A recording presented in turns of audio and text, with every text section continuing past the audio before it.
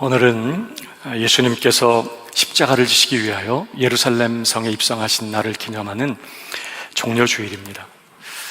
그리고 이번 주간 고난주간인데요, 이 한 주간 우리 주님의 고난을 묵상하면서 특별히 코로나19로 인해서 어려움 가운데 있는 성도들과 공동체를 위해서 기도하기를 원합니다. 온라인으로 진행되는 고난주간 특별 새벽기도회에도 많이 참여해 주시고, 또 이번 주간부터 40일간 진행되는 24시간 릴레이 중보기도회도 많이 참여해 주시기를 바랍니다. 오늘 본문은 몇 주 전 살펴보았던 포도나무 비유에 이어지는 말씀입니다. 우선 포도나무 비유의 요점은 크게 두 가지로 요약이 돼요. 첫 번째 요점은 내 안에 거하라는 것입니다. 요한복음 15장 4절의 말씀인데요, 내 안에 거하라, 나도 너희 안에 거하리라. 가지가 포도나무에 붙어있지 아니하면 스스로 열매를 맺을 수 없음 같이 너희도 내 안에 있지 아니하면 그러하리라 그랬습니다. 우리가 주님이 원하시는 열매를 맺기 위해서는요, 늘 주님 안에 거해야 한다는 말씀입니다. 그리고 이 첫 번째 요점은 우리와 주님과의 관계에 관한 그런 말씀이에요. 더 나아가 두 번째로 포도나무 비유의 두 번째 요점은요, 서로 사랑하라는 것입니다. 요한복음 15장 16절 보시면, 너희가 나를 택한 것이 아니요 내가 너희를 택하여 세웠나니 이는 너희로 가서 열매를 맺게 하고 또 너희 열매가 항상 있게 하여 내 이름으로 아버지께 무엇을 구하든지 다 받게 하려 함이라. 그러면서 이 비유의 결론이 어디로 가냐면 17절이에요. 내가 이것을 너희에게 명함은 너희로 서로 사랑하게 하려 함이라 그랬습니다. 너희가 서로 사랑하라는 것입니다. 사랑이 우리가 주님 안에서 맺어야 할 열매라는 거예요. 그리고 이 두 번째 요점은 바로 예수님 안에 있는 우리 성도 서로 간의 그 관계에 관한 그런 말씀입니다. 그러니까 첫 번째 요점은 우리와 주님과의 관계에 관한 말씀이고요, 두 번째 요점은 성도들 서로와의 관계에 관한 그런 말씀인 것이죠. 그리고 이어지는 말씀이 오늘 본문의 말씀입니다. 오늘 본문은 우리 예수님을 믿는 신자들과 이 세상과의 관계에 관한 말씀이에요. 자, 18절을 보겠습니다. 세상이 너희를 미워하면 너희보다 먼저 나를 미워한 줄로 알라 그랬습니다. 우선 주님은요, 세상이 너희를 미워할 것이라고 말씀하세요. 여기 너희는 물론 예수를 믿고 따르는 제자들, 우리 신자들을 의미합니다. 그리고 세상은 하나님을 거역하면서 예수님을 믿지 않고 있는, 구원받지 못한 그런 사람들의 집단을 의미해요. 그들은 죄와 사망과 사단의 권세 아래 묶여 있으며 영적인 진리에 대해서 완전히 눈먼 그런 사람들입니다. 그 세상이 예수를 믿는 우리 신자들을 미워할 것이라고 그렇게 말씀하시는 것입니다. 그런데 여기 미워하면이라고 번역된 이 말씀은요, 문법상 만일 미워하게 된다면 그런 의미가 아니라 반드시 미워하게 될 것이라는 그런 뜻이에요. 그러니까 오늘 주님은 세상이 반드시 우리 신자들을 미워할 것을 전제로 하고 이 말씀을 하신 것입니다. 그리고 특별히 여기 미워한다는 이 단어는요, 아주 강한 혐오감과 적개심을 가지고 반드시 복수해야 될 원수처럼 그렇게 여긴다는 뜻입니다. 세상이 예수 믿는 우리를 그렇게 미워할 것이라는 그런 말씀입니다. 여러분, 이유가 뭘까요? 왜 세상이 우리 신자들을 그렇게 미워하게 되는 걸까요? 오늘 18절을 다시 보시면요, 세상이 너희를 미워하면 너희보다 먼저 나를 미워한 줄을 알라 그랬습니다. 한마디로 세상이 예수님을 미워하기 때문이에요. 그리고 더 나아가서 19절입니다. 너희가 세상에 속하였으면 세상이 자기의 것을 사랑할 것이나 너희는 세상에 속한 자가 아니요 도리어 내가 너희를 세상에서 택하였기 때문에 세상이 너희를 미워하느니라 그랬습니다. 우리가 세상에 속한 자가 아니라 세상이 미워하는 바로 그 예수님께 속한 자들이기 때문에 세상이 우리를 미워할 것이라는 말씀입니다. 사랑하는 여러분, 우리는 오늘도 세상에 있습니다. 하나님은 우리를 불러 세상의 빛과 소금으로 삼으셨습니다.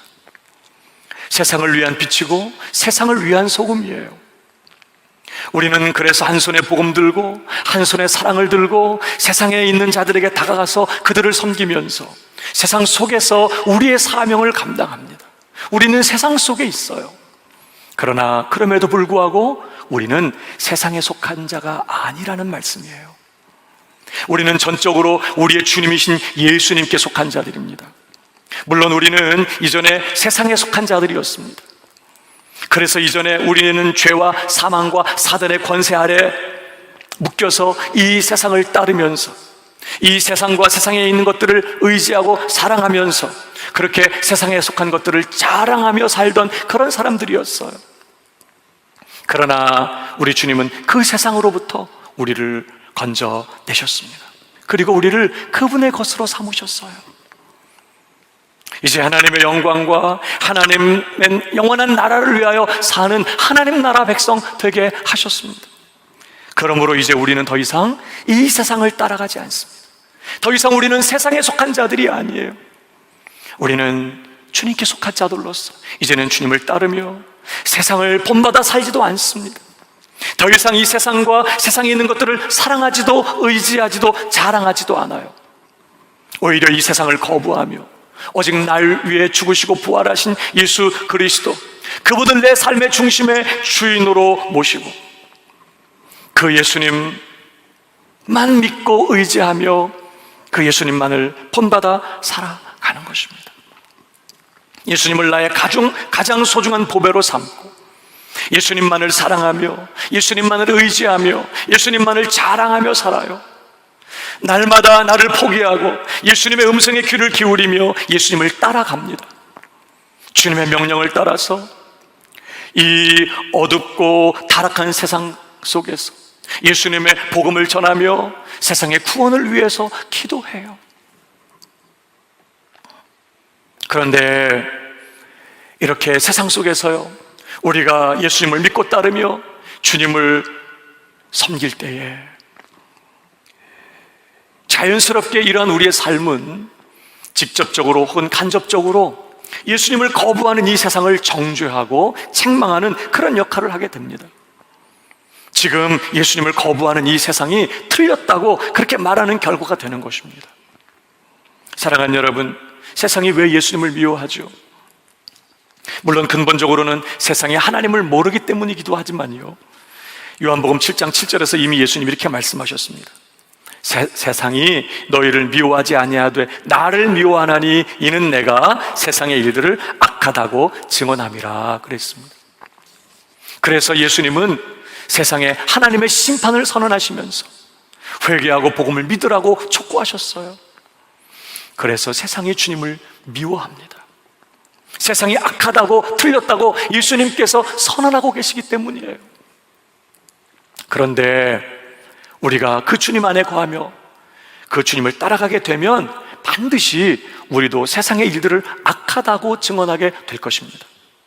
실제로 우리가 전하는 복음은요, 세상의 일들이 악하다고 선언해요. 복음은 하나님과 그의 말씀을 저버리고 내가 하나님 노릇하면서 내 마음대로 내 욕심대로 사는 세상에 대해서 하나님의 준엄한 심판을 선언하며 돌이켜 회개하고 복음을 믿으라고 그렇게 선언해요. 영원한 멸망에서 구원받을 유일한 길은 오직 예수 그리스도뿐이라고 그렇게 선포합니다. 그래서 세상이 우리 예수 믿는 자들도 미워하게 되는 것이죠. 사도행전과 이후의 교회의 역사가 이것을 증명하고 있습니다. 이 어두운 세상은 끊임없이 복음을 전하는 교회와 성도들을 미워하며 핍박했어요. 이건 피할 수 없는 운명입니다. 자, 그렇다면 이런 상황 속에서 우리는 세상에 대해 어떤 태도를 가져야 할까요? 오늘 주님은 본문을 통해서 세 가지로 우리에게 말씀하고 계세요. 첫 번째는요, 세상의 미움을 당연하게 여기라는 것입니다. 오늘 18절부터 다시 보시면 세상이 너희를 미워하면 너희보다 먼저 나를 미워한 줄을 알라. 너희가 세상에 속하였으면 세상이 자기의 것을 사랑할 것이나 너희는 세상에 속한 자가 아니요 도리어 내가 너희를 세상에서 택하였기 때문에 세상이 너희를 미워하느니라. 내가 너희에게 종이 주인보다 더 크지 못한다 하는 말을 기억하라. 사람들이 나를 박해하였은즉 너희도 박해할 것이요 내 말을 지켰은즉 너희 말도 지킬 것이라. 그러나 사람들이 내 이름으로 말미암아 이 모든 일을 너희에게 하리니 이는 나를 보내신 일을 알지 못함이라 그랬습니다. 하나님을 알지 못하는 세상이 예수님을 미워하여 박해하였으니 당연히 그를 따르는 우리 신자들도 미워하며 박해할 것이라는 말씀이에요. 그러니 세상의 미움 이상한 일로 여기지 말고 당연하게 여겨야 된다. 오늘 주님은 그렇게 말씀하고 계시는 것입니다.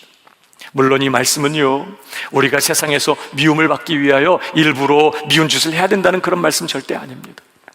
우리는 세상의 빛과 소금으로서 세상의 하나님의 사랑과 예수 그리스도의 복음을 전하며 그리스도를 본받아 사랑과 친절을 베풀고 선을 행하는 그런 삶을 살아야 해요.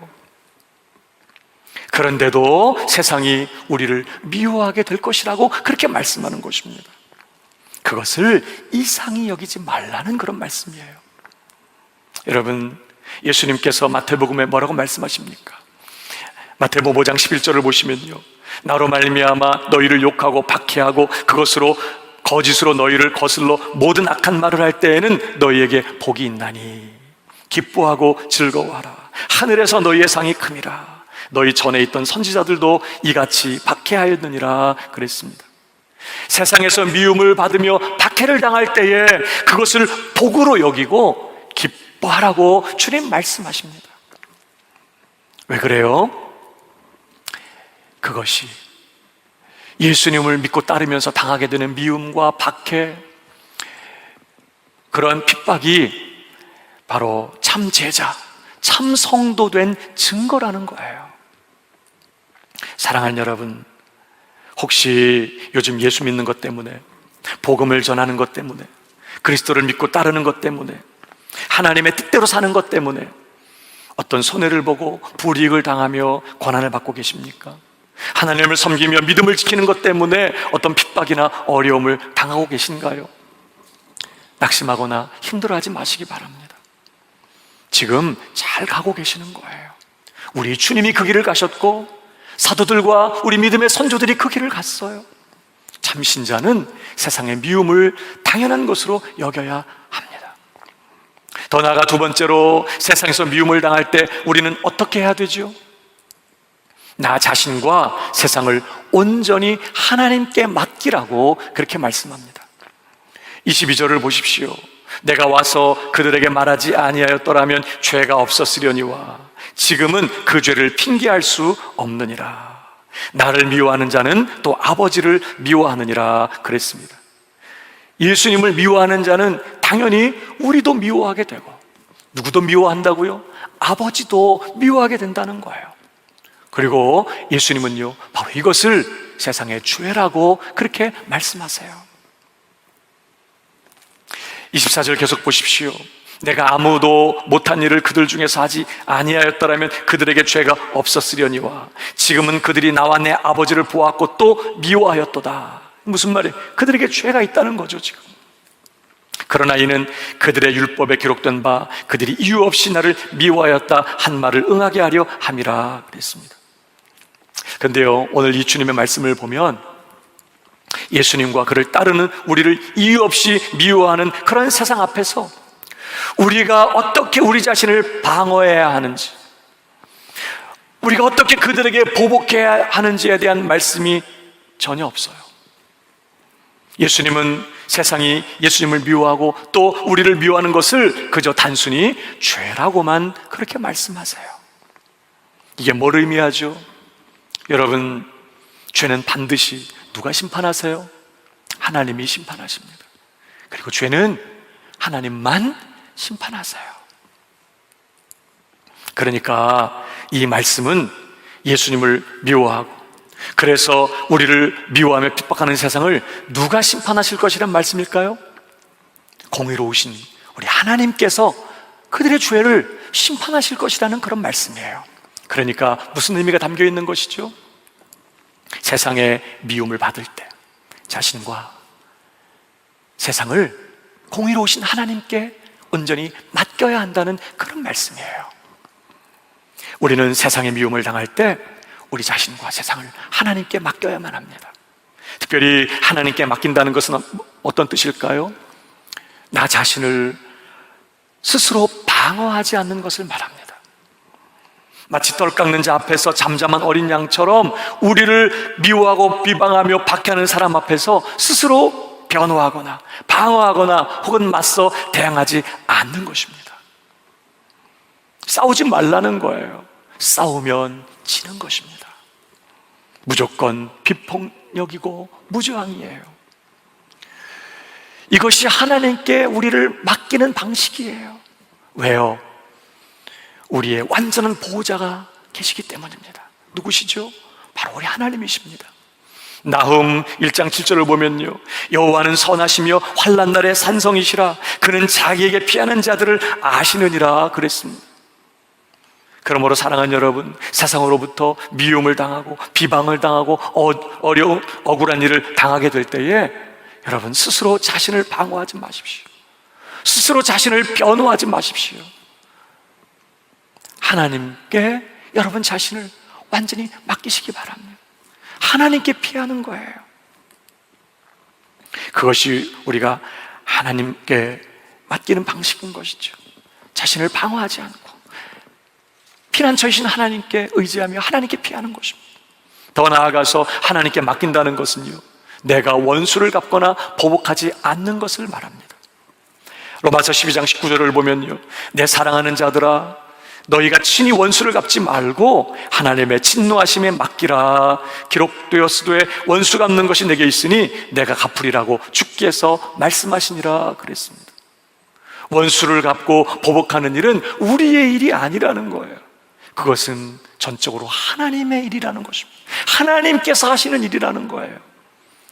그러니 원수 갚지 말라고, 핍박을 당할 때, 미움을 당하고 박해를 받을 때 보복하지 말라고, 그 일을 하나님께 맡기라고 그렇게 말씀하고 있는 것이죠. 사랑하는 여러분, 누군가 여러분을 미워하고 비방할 때, 악감을 가지고 여러분을 공격할 때 원수 갚지 마십시오.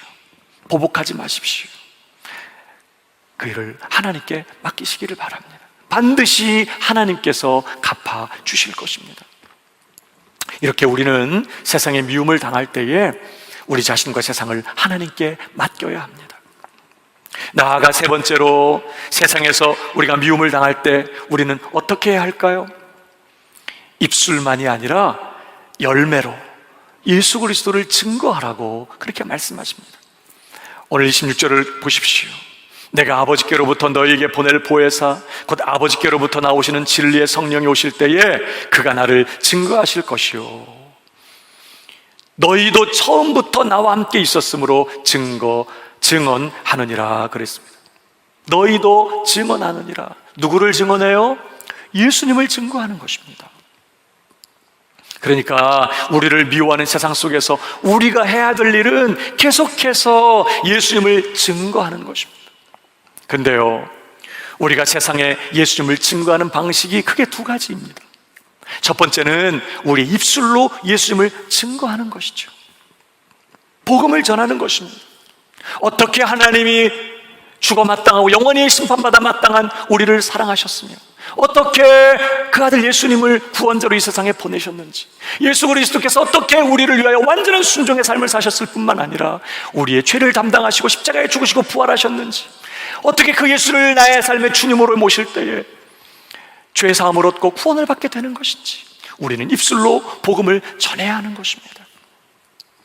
그러나 사랑하는 여러분, 그게 전부가 아닙니다. 우리가 예수님을 증거하는 또 하나의 방식이 있어요. 그것은 바로 우리의 열매로 예수님을 증거하는 것입니다. 여러분, 요한복음 15장이 이 포도나무 비유의 말씀 아닙니까? 우리는 가지이고 예수님은 포도나무라고 했어요. 근데 여러분, 가지가 자신이 속한 나무를 무엇으로 증거하죠? 무엇으로 가지가 자기가 속한 그 나무를 증명해요? 바로 자신의 열매를 통해서 자기가 속해 있는 그 나무를 드러내고 증명하는 것입니다. 가지는 그 가지 끝에 맺히는 포도 열매를 통해 자신이 포도나무에 속한 가지인 것을 증거해요. 여러분, 가지는요, 자신이 맺는 열매를 통해서 자신이 속한 그 나무를 증거하는 것입니다.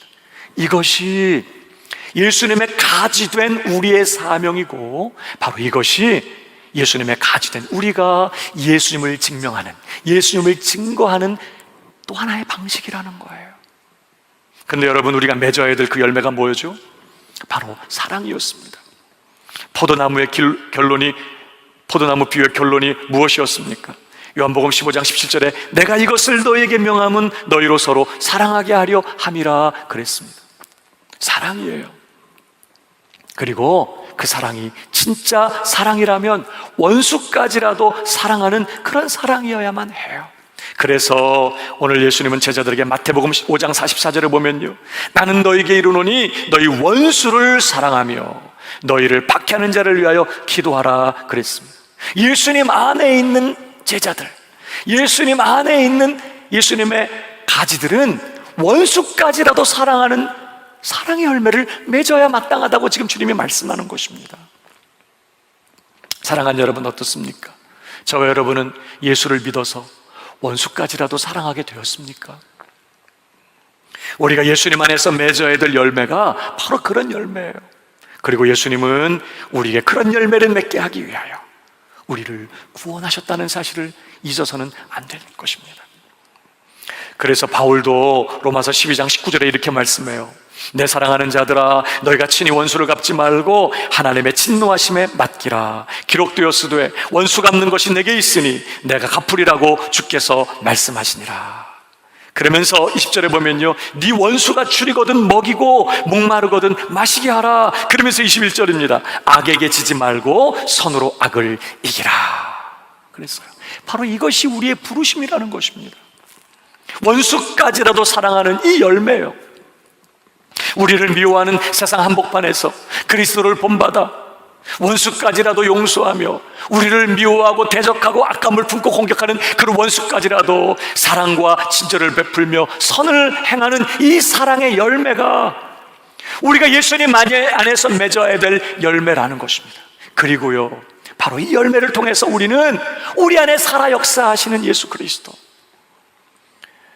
내 삶을 오늘도 주관하시며 나를 다스리시는 예수 그리스도, 나를 구원하셨을 뿐만 아니라 오늘도 나와 함께 하시는 바로 그 예수 그리스도를 증거하는 그런 방식인 거예요.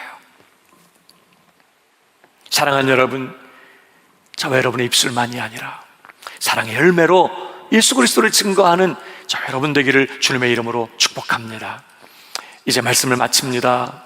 참된 신자는 반드시 세상에서 미움을 받고 핍박을 당하게 될 것입니다. 그럴 때 사랑하는 여러분, 세상의 미움과 핍박을 당연한 것으로 여기십시오.